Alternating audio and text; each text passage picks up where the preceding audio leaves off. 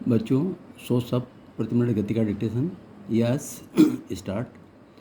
अंततः 2000 के नोटों को बदलने का काम शुरू हो गया।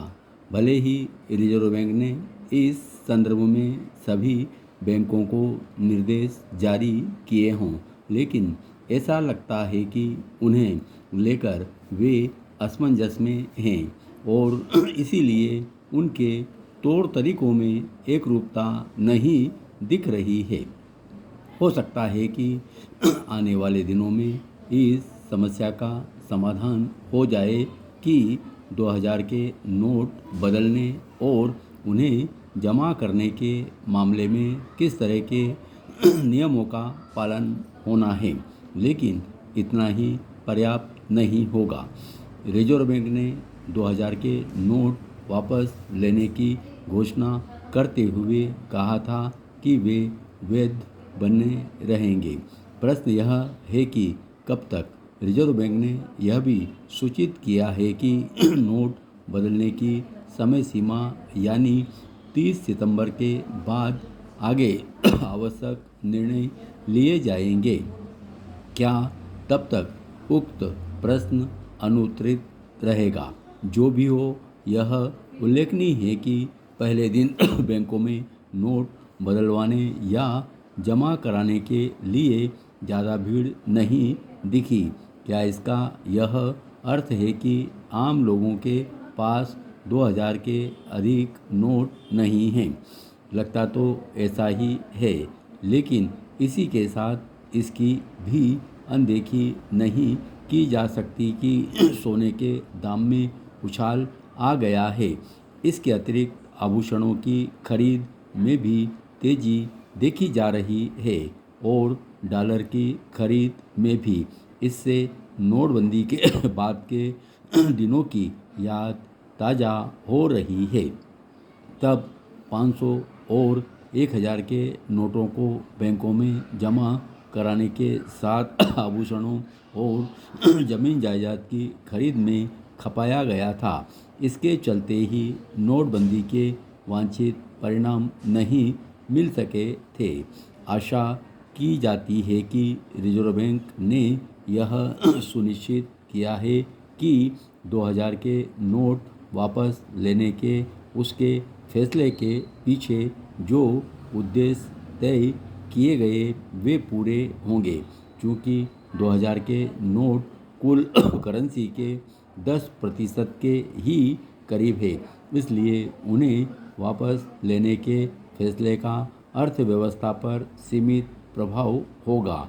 इसके बाद भी रिजर्व बैंक को उन तत्वों को सफल नहीं होने देना चाहिए जो 2000 के नोटों को मनचाहे तरीके से खपाने में लगे हुए हैं। इससे यही पता चलता है कि 2000 के नोट काले धन का जरिया बना लिए गए थे। शायद इसी कारण कई वर्ष पहले उनकी छपाई बंद कर दी गई थी। आम लोगों के बीच उनका प्रचलन भी कम हो गया था। लेकिन यह नहीं कहा जा सकता कि काले धन वालों ने उनकी जमाखोरी नहीं की।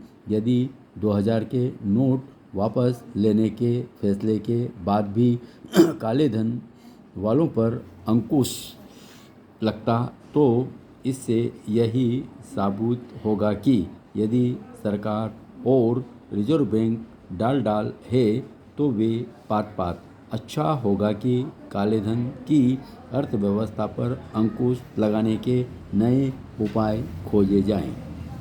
इस बार रात 8-12 बजे प्रधानमंत्री नरेंद्र मोदी का देश के नाम संबोधन नहीं हुआ, लेकिन आरबीआई की तरफ से जारी सूचना देश के नाम प्रधानमंत्री के संबोधन के छोटे संस्करण जैसी ही थी।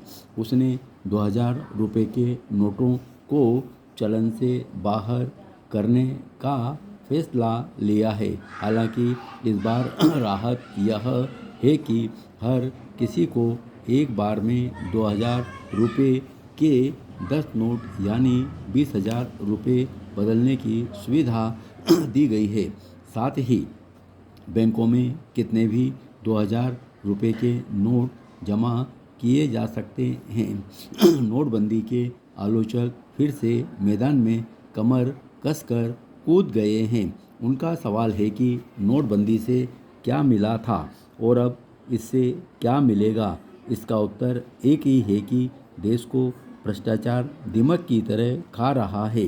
इस दीमक का जब तक पक्का इलाज नहीं होगा तब तक देश में सामान्य लोगों को लोकतंत्र का एहसास नहीं होगा, जिन्हें संविधान में हम भारत के लोग के तौर पर परिभाषित किया गया है। 2016 में जब नोटबंदी की थी और 500 और 1000 के नोटों को चलन से बाहर कर दिया गया था तो लोगों के लिए बहुत मुश्किल पैदा हो गई थी, क्योंकि थोड़े बहुत हर किसी के पास वे नोट थे। अचानक नोट बंद करने से अर्थव्यवस्था में ठहराव आ गया। यह भी कह सकते हैं कि अर्थव्यवस्था एकदम से रुक गई, लेकिन काले धन की स्थिति की कुछ ऐसी बन गई थी कि एक बार में सफाई जरूरी थी। पूरा काला धन निकालने के लिए कुछ समय के लिए अर्थव्यवस्था में नकदी का चलन रोकना ही होता है। नोटबंदी का प्रभाव लंबे समय तक भारतीय अर्थव्यवस्था में रहा, लेकिन तंत्र में मौजूद काला धन एक झटके में साफ हो गया। नोटबंदी के बाद वित्त मंत्रालय की फाइनेंशियल इंटेलिजेंस यूनिट के अधिकारियों का काम कई गुना बढ़ गया था। धन्यवाद।